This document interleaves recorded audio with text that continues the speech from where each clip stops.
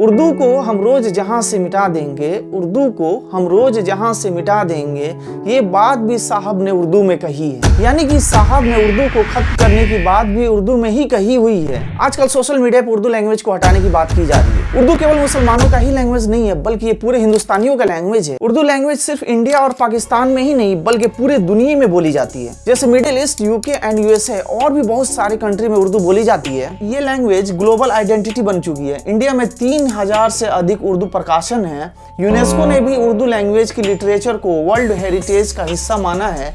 इतनी पावरफुल और beautiful language को हटाने की बात करना इग्नोरेंस नहीं तो और क्या है। डब्ल्यू एकेडमी में आपका स्वागत है। आज हम बात करने वाले उर्दू लैंग्वेज के बारे में। तो एक ऐसी जुबान जो बोलने में ही नहीं बल्कि सुनने में भी इतनी खूबसूरत है कि दिल को छू जाती है। इसकी ग्रामर, प्रोनाउंसिएशन और तलफ़ुज़ इतनी शानदार होती है कि लोगों के दिल छू जाती है। तो चलिए उर्दू लैंग्वेज की हिस्ट्री, फीचर्स एंड इंपॉर्टेंस की डिटेल समझते हैं।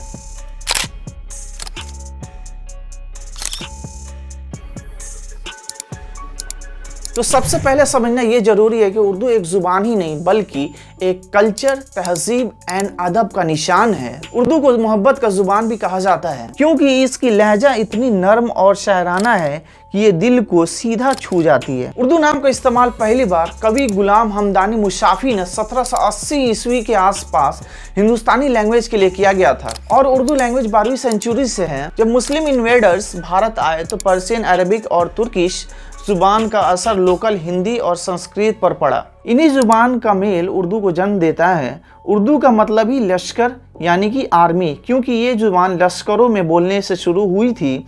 धीरे धीरे ये जुबान नॉर्थ इंडिया और डेक्कन रीजन्स में फेमस हो गई। बहादुर शाह जफर और मीर ताक़ी मीर जैसे शायरों ने इस जुबान को और भी बुलंदियों तक पहुंचाए। उर्दू लैंग्वेज इंडियन कॉन्स्टिट्यूशन से मान्यता प्राप्त है। ये 8वीं अनुसूची की लैंग्वेज है और 2020 के मुताबिक उर्दू बोलने वाले लोग 168 मिलियन हैं। हिंदी उर्दू बेल्ट और डेक्कन, इंडिया, अफगानिस्तान, तेराई, नेपाल और ओल्ड ढाका, बांग्लादेश में इस्तेमाल किया जाता है। उर्दू की ओरिजिन उत्तर प्रदेश के मेरठ डिवीजन में हुई जो पुरानी दिल्ली से सटा है। 1837 में Urdu British east India company की अत्यधिक भाषा बन गई, जिसने कंपनी शासन के दौरान पूरे उत्तर भारत में फारसी की जगह ले ली। ये तो इसकी हिस्ट्री थी। अब आते हैं इसके क्या क्या फीचर्स हो सकते हैं। तो उर्दू के फीचर्स के बारे में समझेंगे।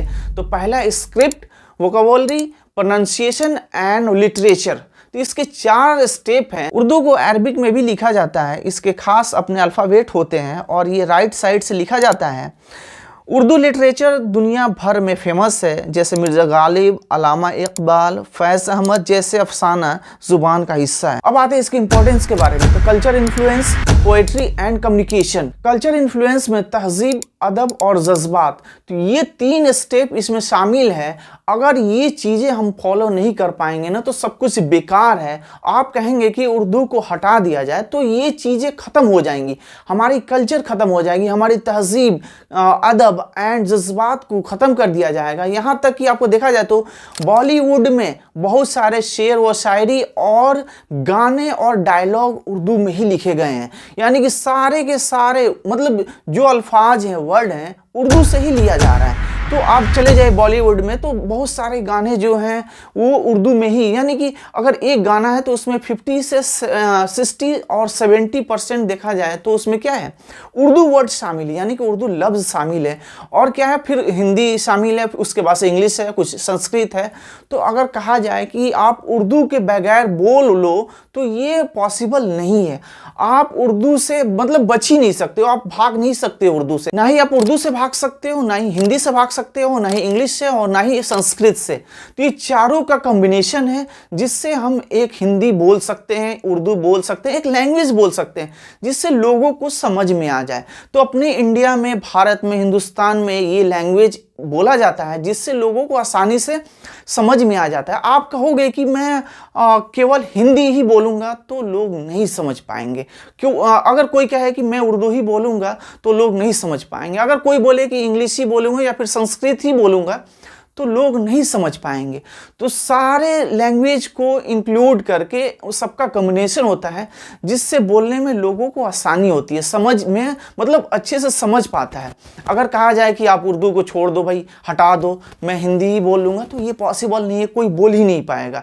हमारा कल्चर ख़त्म हो जाएगा, हमारा अदब ख़त्म हो जाएगा, हमारा जज्बात ख़त्म हो जाएगा। आप बॉलीवुड में देख लीजिए तो उनके गानों को आप नहीं रोक पाएंगे, वो बहुत सारे उसमें लफ्ज़ हैं, वर्ड्स हैं जो उर्दू शामिल है।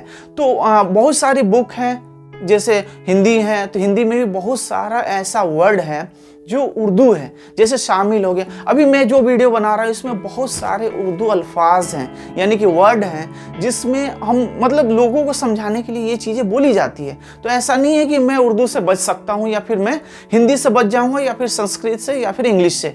तो सभी भाषा आप बोलते हैं। अगर कहा जाए कि एक लैंग्वेज को हटा दिया जाए तो ये पॉसिबल नहीं है। ये एक पॉलिटिकल बात होती है, लेकिन लोग इसको मतलब अपने दिमागों में ले लेते हैं, लेकिन ऐसा नहीं है। ये तो मतलब ये किसी धार्मिक लैंग्वेज नहीं है, ये किसी एक धर्म का लैंग्वेज नहीं है, ये पूरे धर्मों का लैंग्वेज है। सभी लोग, हिंदू, मुस्लिम, सिख, ईसाई, सारे के सारे लोग, पूरे वर्ल्ड के लोग इसको बोल सकते हैं, जिससे लोगों को आसानी हो, कोई काम में आसानी हो, सुनने में आसानी हो, समझने में आसानी हो, कोई काम करने में आसानी हो।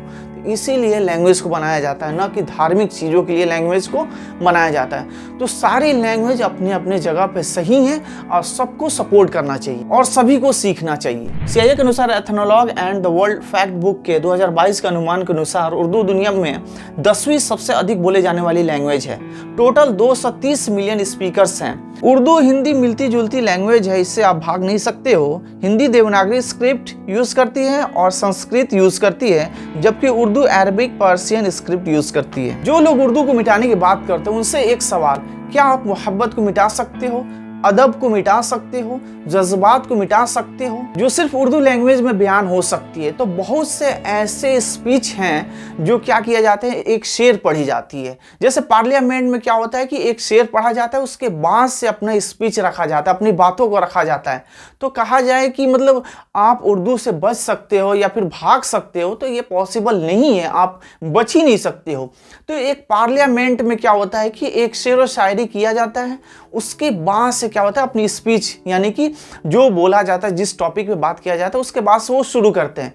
तो आप कहोगे कि एक MP को ये चीज़ें नहीं करना चाहिए, तो सारे MP लगभग अप्रॉक्स बहुत सारे नेता और लीडर्स हमारे क्या होते हैं, शेर व शायरी की दुनिया में हैं। वो क्या करते हैं, एक शेर पढ़ते हैं, उसके बाद से अपनी बातों को पार्लियामेंट में रखते हैं।